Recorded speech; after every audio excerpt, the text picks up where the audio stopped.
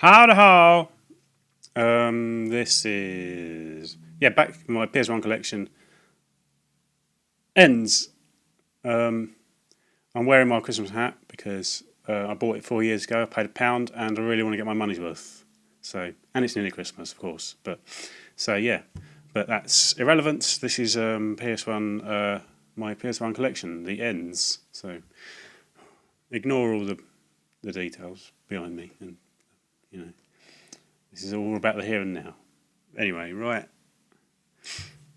Hopefully sound sorted, but again. Ends.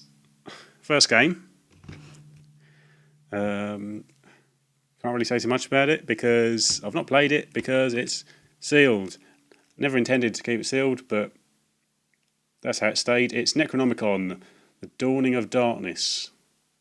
It's a point and click game, H.P. Lovecraft story, which is, I think it's sort of like occult horror. Don't know, but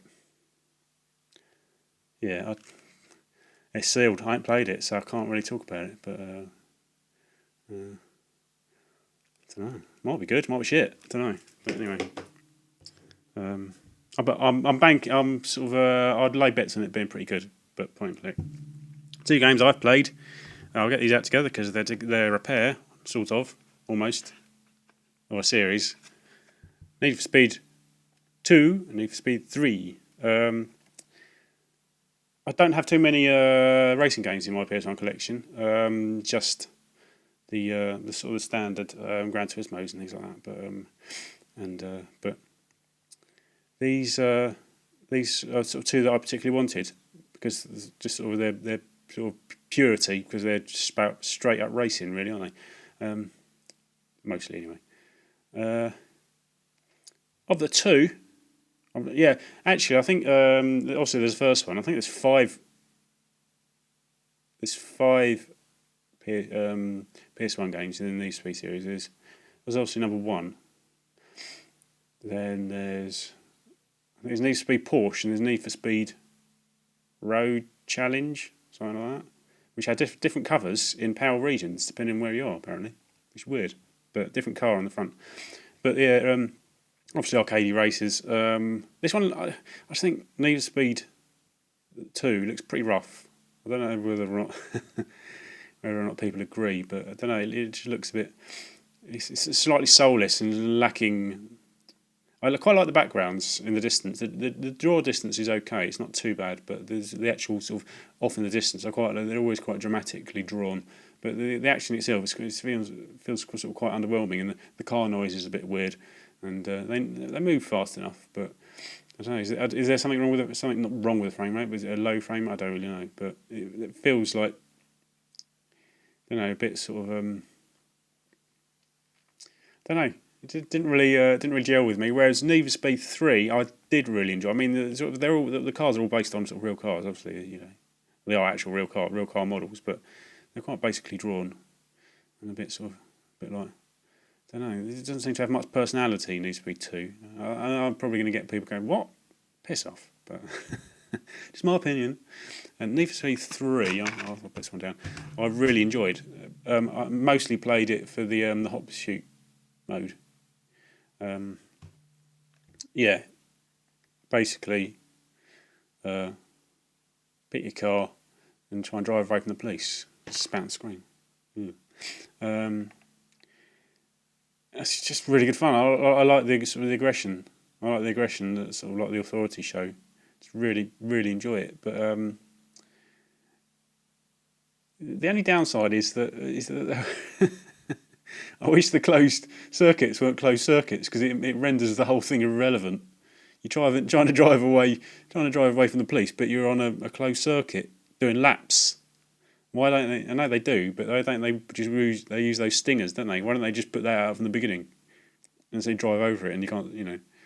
But I know that's not the idea, but it would be so much better if it was on a sort of a big open road with it wasn't a sort of closed circuit. But obviously, it's something that the later games, that's how they are, isn't it? I've never played the later games. I've only ever played these 2 Need for Speed games, but much prefer this one. It's just the detail and there's detail in the backgrounds. The backgrounds are sort of nicely drawn. And I don't know, I just like the environments. I think that's quite a big thing about racing games, is sort of the environments that you're driving through, and sort of I think there's a slightly better sense of speed in this one. Although I better not do that, actually. It's blocking the, can't see my lovely face.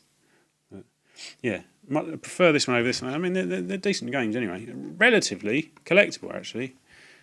I think you'd pay, if you had all 5 PS1 Need for Speed games, that would set you back a fair whack. I mean, a good copies of the first 3 are like, I don't know, sort of £6-7, maybe £5-6-7. Or, an auction, you'd pay about £2.50 and £2.50 postage, it's at least £5. Or buy it now, you'd probably pay around about 6 or 7. I think I've seen people pay a bit more, but and also that's going to add up if you want the whole series. But I wouldn't mind the first 3, but I'm not think I'm too that sure about the last 2. I think they're a bit sort of, but just sort of, don't know. I don't know what I'm talking about.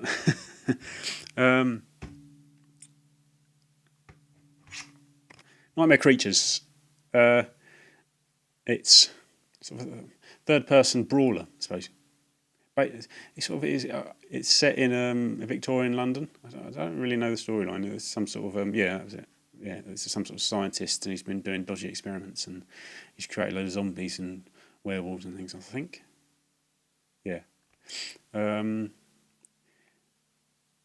It's actually surprisingly enjoyable. When I've played it, it's enjoyable. I think it suffers because the camera's a bit twitchy and a bit unreliable. It doesn't always point in the right direction you want it to. The action's relatively. I like the action, but it doesn't really have much of a weight to it. It's a bit light and slightly controls are slightly unresponsive. But I do actually enjoy it. I mean, I think those are details I could easily get used to. But it's basically, you have a choice between these 2 characters. One's a kung fu monk, and a kung fu monk in Victorian London. I really like that idea. A kung fu monk, and you've got this big staff, and the other one's she's a woman with a sword. I suppose she's sort of like a Victorian. I don't really know. She's obviously a sort of post Lara Croft. That's probably gonna read now and that it's actually developed. It's 97, but it's the woman in it.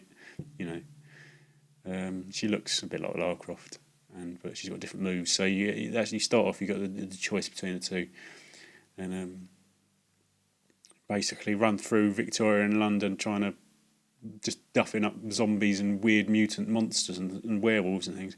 And it's actually relatively enjoyable.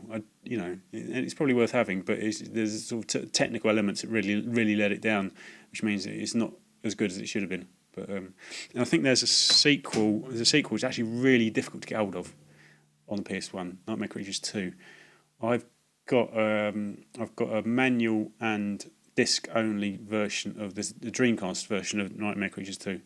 Which I've never played, but I think from what I've heard that the sequel isn't as good as the first game. Collision detection, shocking stuff like that, just really bad. But probably more collectible because it's that difficult to get hold of. But probably the most interesting game in this little selection is No One Can Stop Mr. Domino. It's a weird little game. This is one of those typically Japanese games with that sort of really particular sense of humour that appeals to people like me. It's basically, I think it seems like they've engineered a game based around Domino Rally. They've seen Domino Rally. I think how good is that? That's great. How can we create a game around that? And basically, you're this little dude here, this creepy little domino dude called Mr. Domino. And you have to you lay dominoes around sort of certain locations, like there's sort of levels inside houses and stuff, and certain rooms, and you lay dominoes. The first part of the game is you lay dominoes around these rooms, and you have to hit certain markers. And if you hit the right markers, then when you trigger the dominoes, they trigger events. Events play out, and that's sort of however well you do it. That's how you're judged. And the sort of the events that you can trigger. There's all these. It's like a chain of events sort of type scenarios where you hit a certain marker, the dominoes will trigger some sort of event with the family, because obviously it's in a house and different sort of buildings, and it triggers events involving people in the rooms. There's a family, and you can make grandma do weird stuff and stuff like that. But it's really good fun. It's really funny, really sort of typically wacky, but it's relatively. This took me a long time to get hold of, because I was aware of it for a long time. It took me a long time to get hold of. I think I've bid on it a few times and just never quite won an auction. I don't think it's worth that much, but it's a sort of game that will always go for slightly more than you wanted to pay, because every so often you'll see it go for dirt cheap, and I think it's probably how much it's worth, maybe sort of like mid, sort of 5, 6, 7 quid, something like that. But often it will go for over a tenner.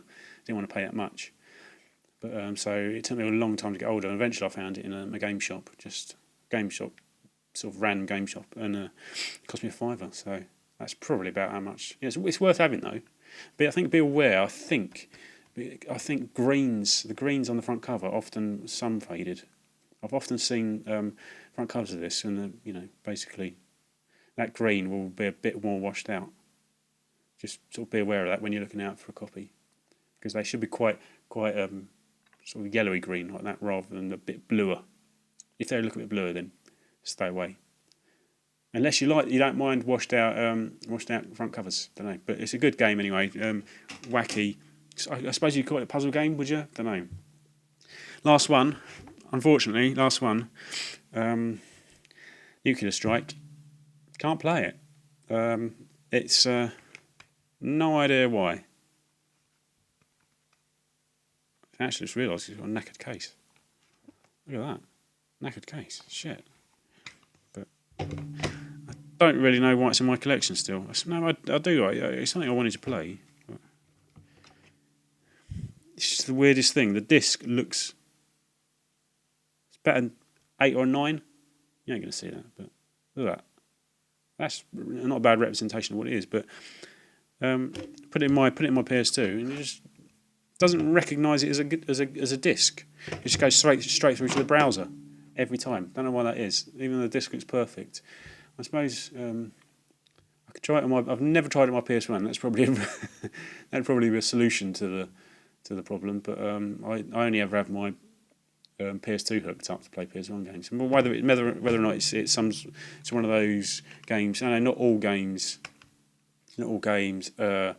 work through. Certain games don't work through emulation on a PS2, stuff like that. Maybe this is one of them. I don't know. I think there's a few others, but yeah, it just don't work. I've watched a few gameplay videos of it, and it looks pretty good.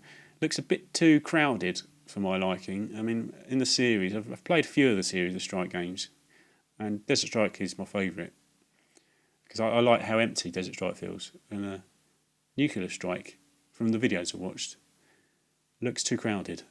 You go from one scenario to the next, and you can have a little fight, and then you fly literally like a few feet, and then you're back at your little home base thing. But then, actually, Desert Strike was always like that, wasn't it? Don't know what I'm talking about, but anyway, yeah, those are the ends. One or two I've not been able to play. So, Necronomicon, Need for Speed 2 and 3, Nightmare Creatures, No One Can Stop Mr. Domino, and Nuclear Strike. I'll probably update Nuclear Strike. I do want to play it, but obviously not been able to at this juncture. Right, that was the ends. O's, not too many O's, a few. So another relatively short video, but it might be before Christmas, I don't know. But thanks for watching, and I'll see you later.